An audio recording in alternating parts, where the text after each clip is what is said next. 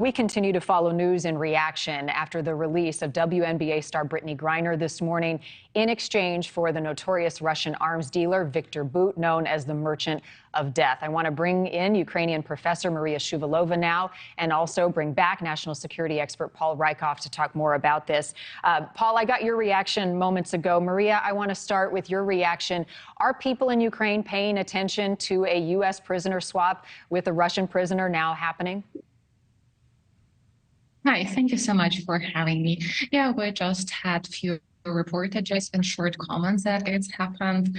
What I can comment that it's an example that Russia is not reliable and highly manipulative state.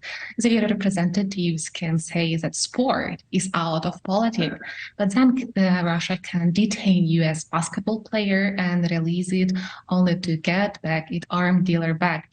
And also for many years, Russian propaganda used narratives that United States will use Ukraine and betray it. And they use this narrative to weaken trust and partnership. So I believe when more comments and more articles will be released, there is a chance that this manipulative narratives will be used again.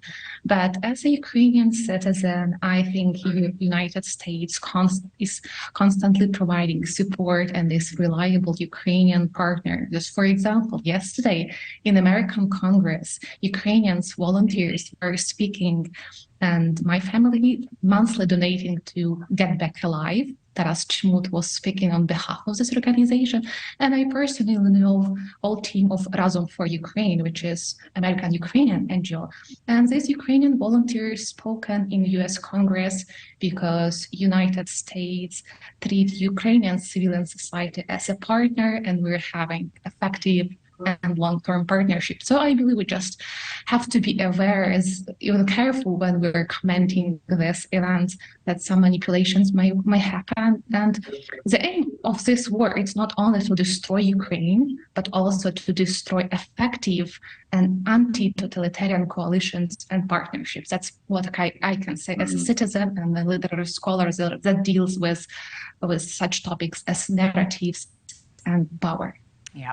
Well, and Paul mentioned this before, and I think, Maria, it seems to align with what you're saying, that two things can be true at the same time. The United States can negotiate for an American citizen swap with a Russian prisoner, but also continue to support Ukraine in a multitude of ways.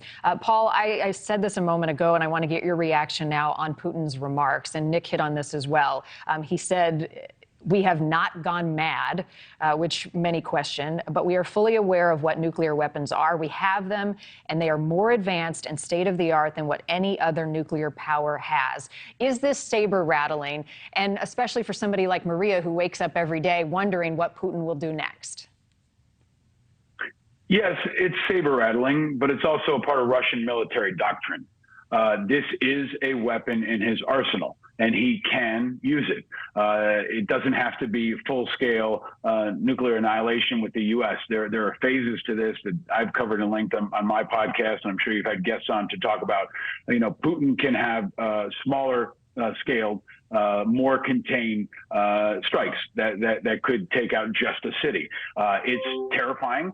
It's catastrophic, but it is real and it is possible. And I think that Putin has used that oftentimes to manipulate the global activity and to manipulate public opinion. I think Maria is right that we're always dealing with someone who is incredibly manipulative. I don't think he's crazy. I think he's manipulative. I think he's calculated. I think he's evil, but I don't think he's crazy. And we always have to recognize that that's how high the stakes are. If you want to take your eye off the ball on Ukraine, remember that Putin has nukes and he's threatened to use them, and we must be aligned. And for the Ukrainian people that are heroically taking on this fight every day, we are deep in this fight with them. We all have friends that may do things from time to time that we don't agree with or we don't love, but it doesn't mean we're not still friends.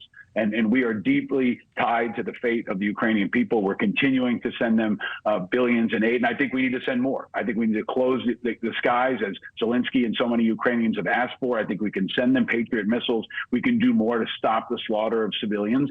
But we're in this for the long haul, and we need to continue to say that and communicate that to Putin, who wants us to quit. He saw what happened in Afghanistan, and that, I think, is part of what propelled him. He thinks that we will quit, and we have to show him that we won't, that NATO won't, and we all know the Ukrainians won't, because they continue to inspire the world.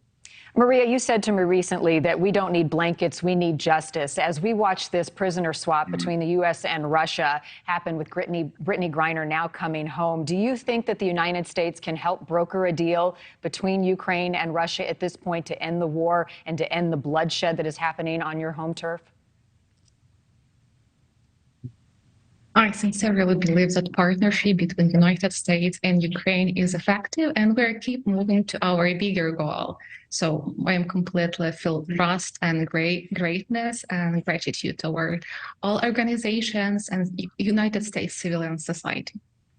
All right, Maria Shuvalova, Paul Rykov, thank you both for being with us this morning. We're continuing to follow the breaking news. Our best to you. And Maria, I think this is the first time in a while I've seen you with the lights on around you in Kyiv and elsewhere with those rolling power outages. So thank you, as always, for putting yourself in danger to talk to us. We'll be right back with much more here on News Nation Live. Straight ahead.